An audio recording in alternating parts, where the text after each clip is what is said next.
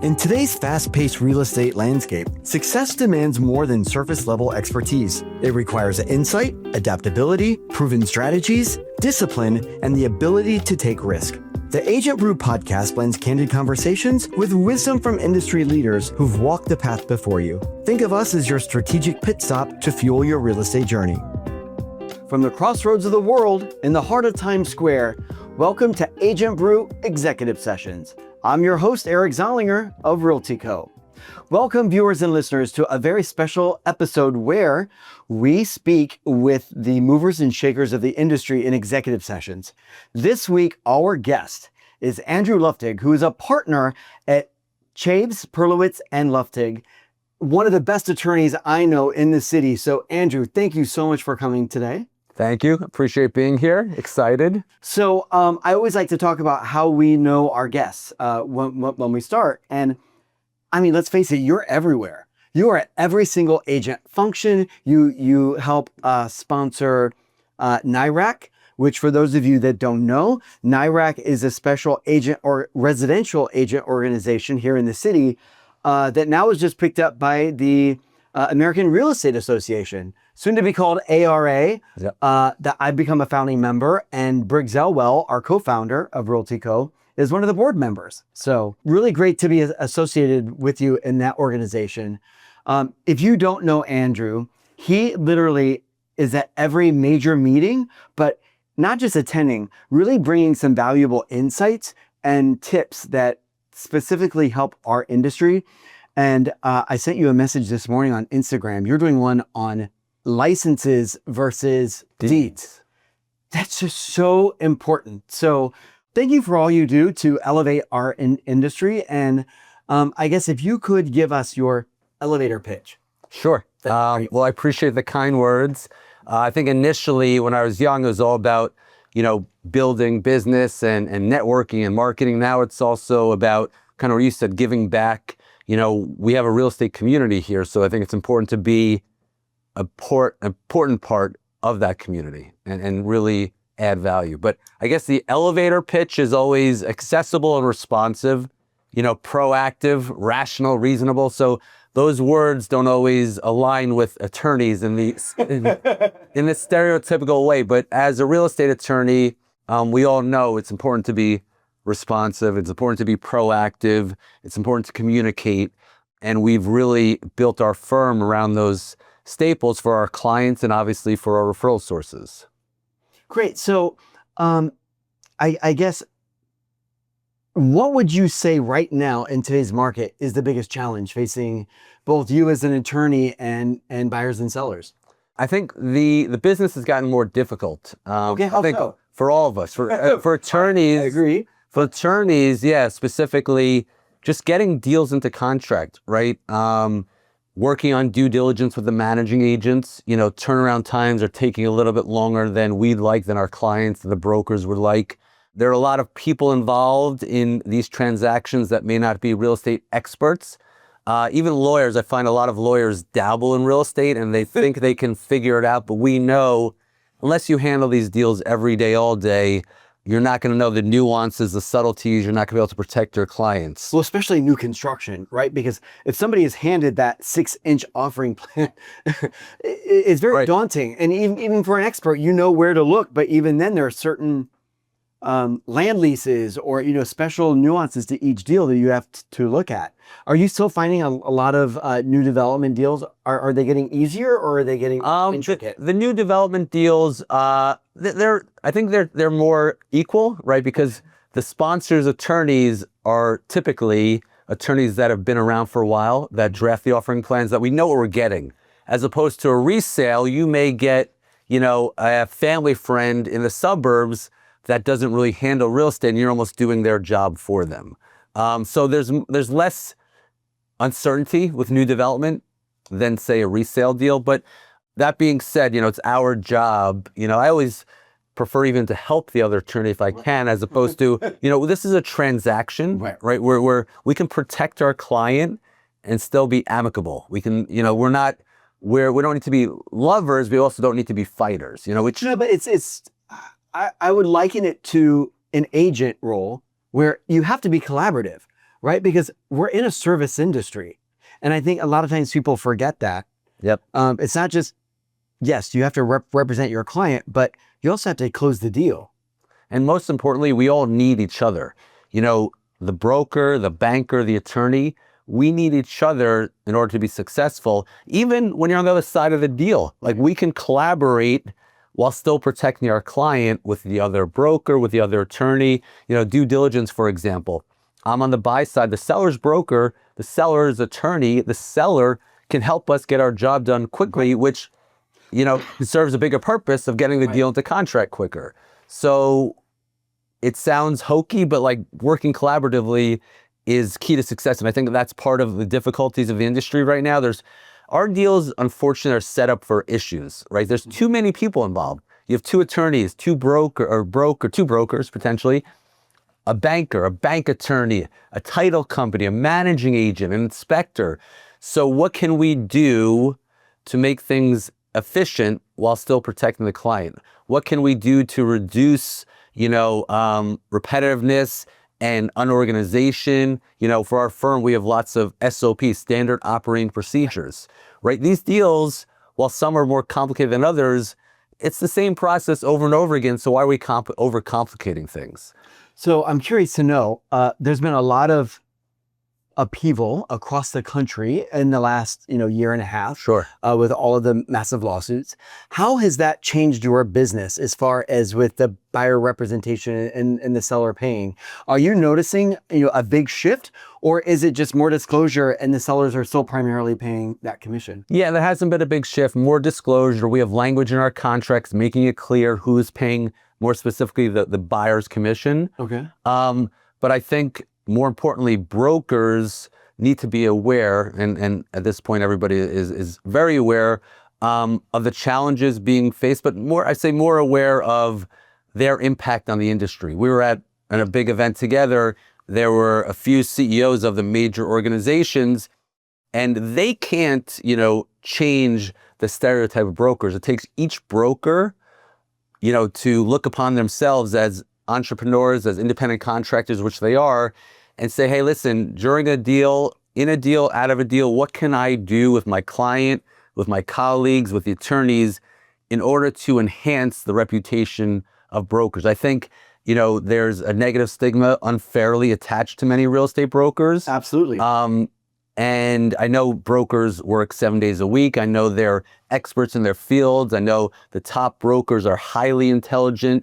And I know that brokers care and they want to help their clients, but unfortunately there are negative stereotypes. And really listen, I can say as an attorney, right, there's plenty of stereotypes about attorneys. We all have to take it upon ourselves to, do the right thing, to add value, educate our clients, educate ourselves, and really, help the industry. I have to say, this is a major reason why I became a founding member of ARA, because I want to help uplift. And I think Realtico, given that they're a partner of ARA, is a real opportunity to raise the bar across the country. I mean, that's what Mauricio and Jason have all been about, why they created this third-party organization, not to compete with NAR. This is a group of us coming together across the country to make our industry better and elevate us, because unfortunately for far too long, we haven't been given the resources, the tools, or the support to run businesses like businesses, right? Because as an independent contractor, we are all the CEO of our major sales and marketing firms. I mean, some of these, in the major markets, the amount of money that is spent are bigger than some major companies in smaller cities. So, for us to be able to raise the bar and act like and run our businesses as businesses, I'm just really looking forward to supporting across the country and helping to elevate our industry. So I'm glad that you're Yeah, no, I always say the broker is the lawyer. They are the doctor. And especially in New York City, right? The numbers are real. The fees are real, the commissions are real. So each of us in the real estate industry should, strive to be that top professional. So why a residential attorney? Well, I always say, you kind of build your luck, but I was kind of lucky to get into the industry. When a while ago, probably 20 years ago at this point, 25 years ago. I was hired at a small firm. There was a litigation partner that I got hired to work with and a real estate partner. The real estate partner was actually part of the Rudin family, one of the biggest families in New York City. We didn't do their work, but as time went on, I slowly did less litigation and more real estate. And it definitely fits my skill set better, right? I didn't mind writing or going to court. I didn't mind writing legal briefs. It wasn't fun for me. But I think residential real estate, fortunately, I landed into this field where, I'm a good communicator, I'm accessible, I'm able to calm clients down and brokers down. Which is easy. Which is a challenge. It's, half doctor, half lawyer, but I enjoy that. I enjoy the hustle of it. Yeah. I'm a lawyer, but I'm also in sales, right? Or also in marketing. So I love the legal part of it. I love protecting clients, educating clients, but I also love the chaos that comes with a transaction as well. So any mentors that you... I would say certainly my first boss that I worked with for 5 years, and this is how we run our operation still to this day. He may have not been in the office all the time, but anytime I called him, he would pick up the phone and be there for me, to teach me, to educate me. Also my current partner, when I joined as an associate 15 years ago, I was still fairly new. I was 5 years into the business. So for the first few years and even to this day, he serves as a mentor for sure. Great. So any particular wins over your career or personal life that you're really proud of that? Yeah, Sure. I think the small wins create the big wins. There's no, as an attorney, there aren't really home runs, right? There's consistency, but my first lunch meeting led to my first office meeting, right? My first office meeting at one of the major companies led to another office meeting, led to being able to sponsor organizations like NIRAC. So I think in my world, it's more about the small wins that have, come over time and built the, bigger picture success. Which is really in line. So yesterday, Andrew and I both shared the sponsorship of the All NYC fall all hands meeting for Compass. And so you got up, and that's what you were speaking on, is the little things you do. Right. So it's a great segue. Any other particular wins that you would say are important? I think wins, for the firm, I think, we, my partner and I, they always say no one ever taught you how to lead, a firm or manage a firm. I think over time, more recently, we've spent a lot of time, really since COVID, to be transparent, trying to build culture, trying to build those systems and processes. Really, it's funny when my team has initial interviews, they come back jokingly, but in all seriousness saying, Andrew, they passed the nice test or the normal test or the rational test. Like, we want good people. We want, positive energy. There's no room for gossip or chaos. So I think over time, and we're still not there yet, we're trying very hard. We're close to building, a great team, a team that cares, a team that collaborates, a team that we take care of just as much as they take care of us. And in real estate, I'm sure in most businesses, everybody counts. Like, it sounds, again, hokey, but from the, our front desk receptionist to a partner to a paralegal, we need everybody in order to function at a high level. In order to give exceptional service, we need our team. Everybody's got to be working on all cylinders. So it took me a while to be transparent, to really learn that, but the team is so important. Any transformational losses that, really made you turn and... Yeah, no, for sure. We had a disaster deal once, and there was a question on whether we made a mistake or it was something that could have been avoided. But, all this access I have to certain offices and certain companies, one office was literally taken away. They're like, we had a meeting, and the issue with the deal, now I don't believe, not even, coming into the lawyerly part, it was really something that could have been avoided. But listen, as a professional, another professional had a different opinion, and that professional makes the decision on granting access. So what I learned from that was, just how serious, every deal is, just how much, we have to be. It's funny, my father-in-law always says, as a lawyer, people expect perfection, right? So learning that although it's a high bar, we need to, raise the bar. We need to, obtain that bar in every deal. So while perfection doesn't come easily, that's the expectation. Right. And that's what we need to hold ourselves out to. We need to be accountable. And while I think, the issue was unavoidable, it just makes you a little bit more, dialed in.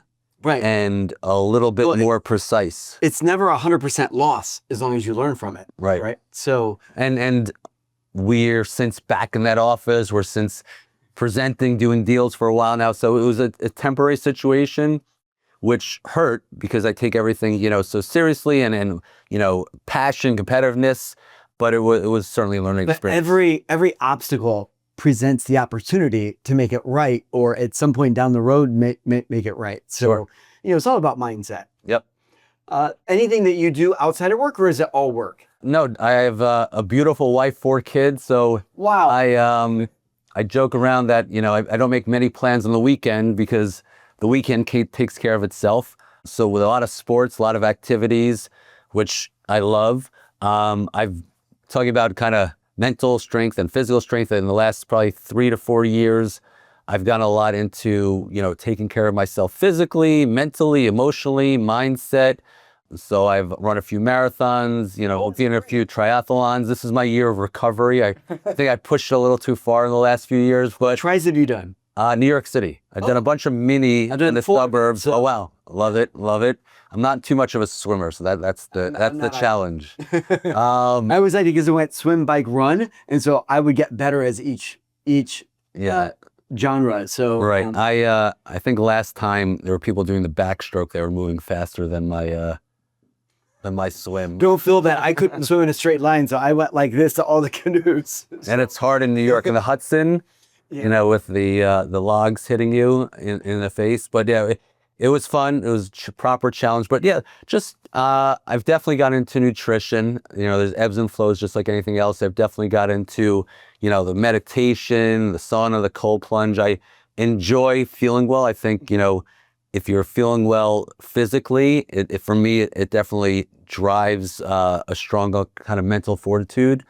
And even trying to, be a better father, a better husband, a better leader, a better manager, teach my kids. I'm really focused these days and really the last few years on kind of stepping up, and pushing myself to just to help others and in turn, help myself. And there's I've learned it's okay to be selfish and selfless right at the same time. So taking care of yourself and, certainly taking care of others.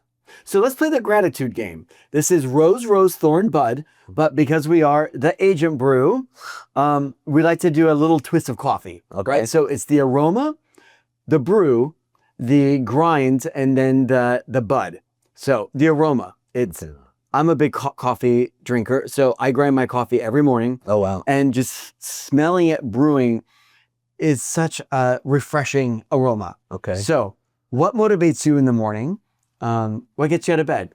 I think now, just the timing, right? We spoke about this yesterday, the fall season, right? Fall season, kids are back to school. We joke around, but it's the real estate new year, right? The last few months especially have been quiet. A lot of people traveling, but what motivates me now in the morning is like, let's get back to it. Let's grind a little bit. Yeah. These types of meetings weren't happening. Office meetings weren't happening. So I'm excited to get back into the swing of things. I'm excited to, work with my team again, more collaboratively, more intensely, So I'm excited just to, get deals going, get things, speaking to more clients, speaking to more brokers, interacting more. I feel like, we're all back now. So, happy real estate new year. Exactly. No more excuses, just time to grind. Exactly. So the next part is the brew. So it's kind of like that first cup of coffee. It gets you going. It sustains you. So one could say this is, what is your why? Right. I think now the why, dovetailing of what we've been speaking about, is really, building, a better family. I joke around, with our family.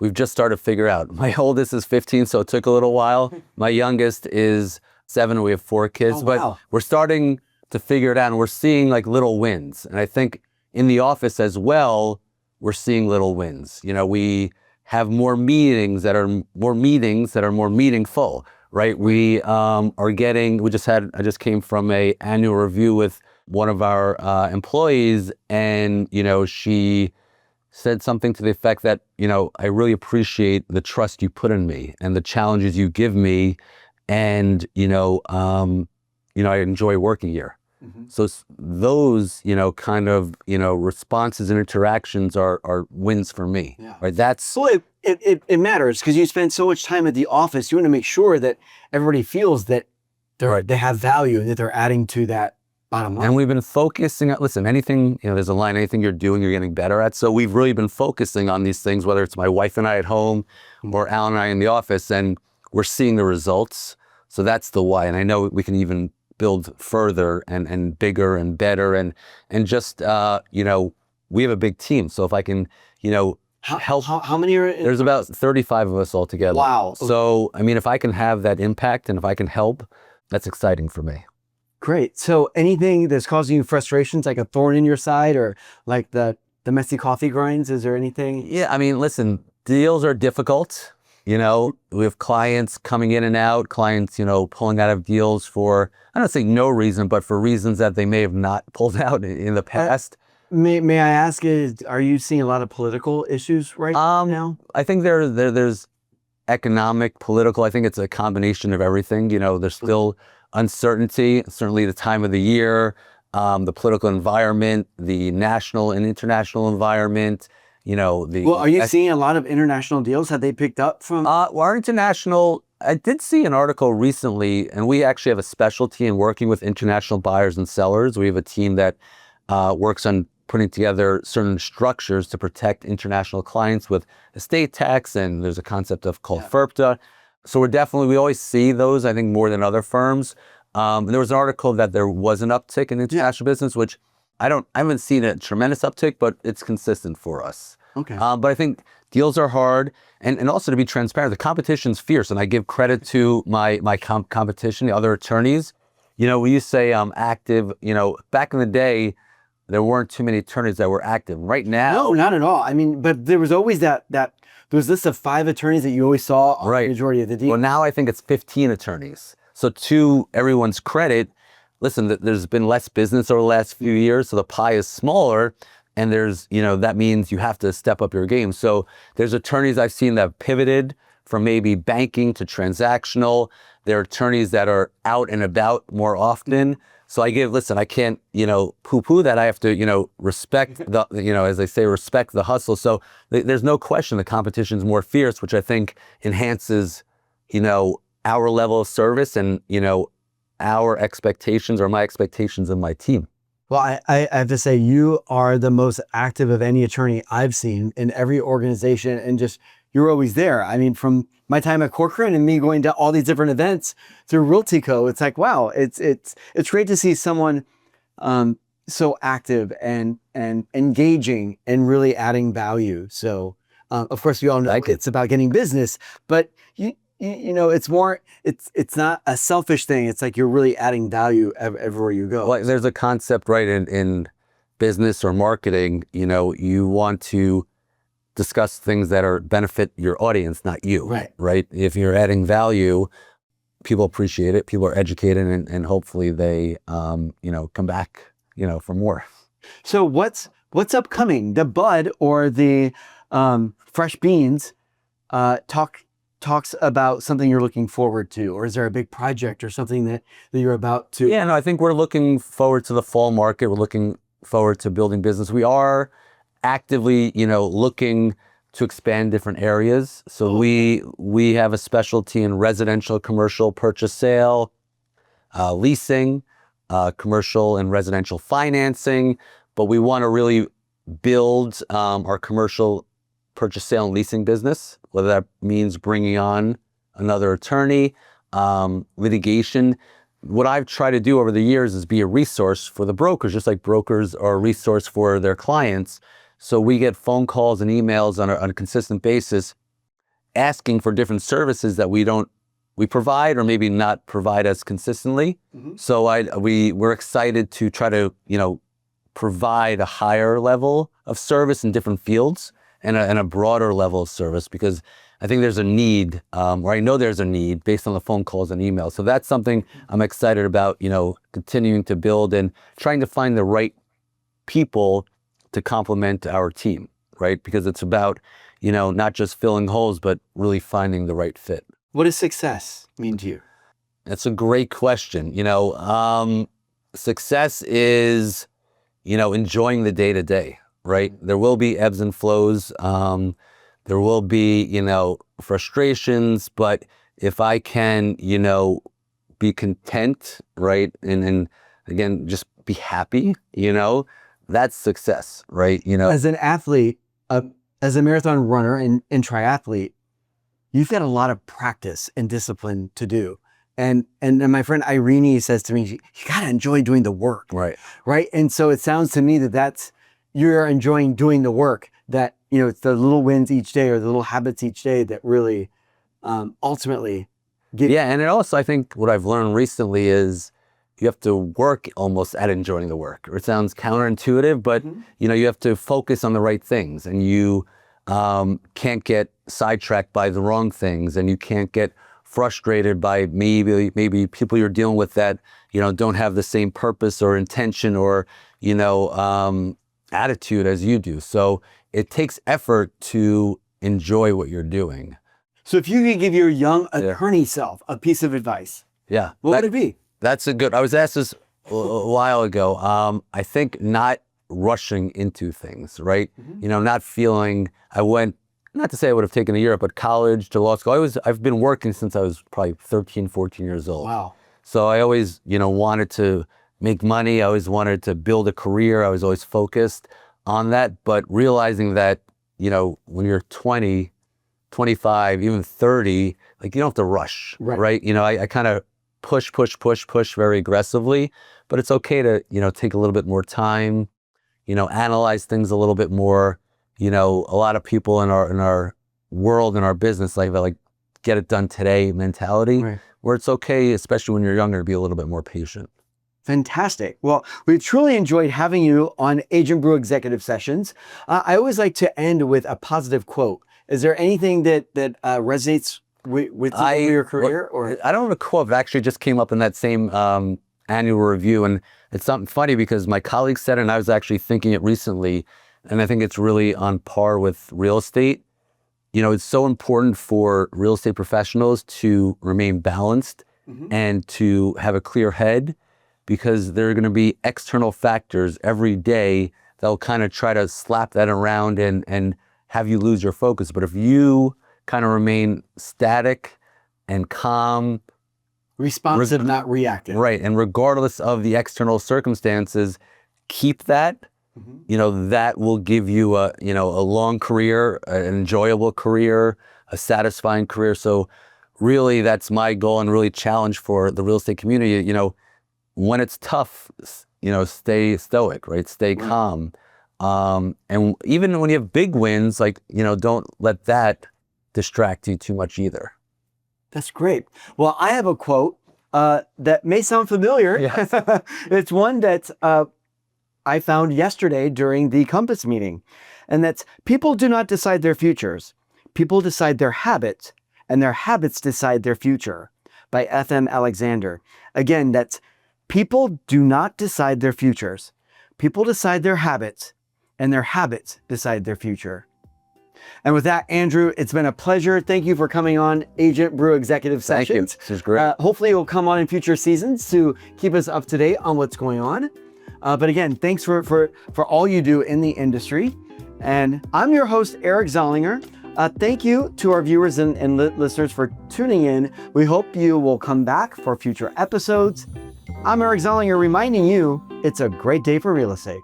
The Agent Brew podcast is brought to you by Realtyco. Realtyco is your partner in real estate, bringing you game-changing benefits and services to empower your business. Visit realtyco.com for more information.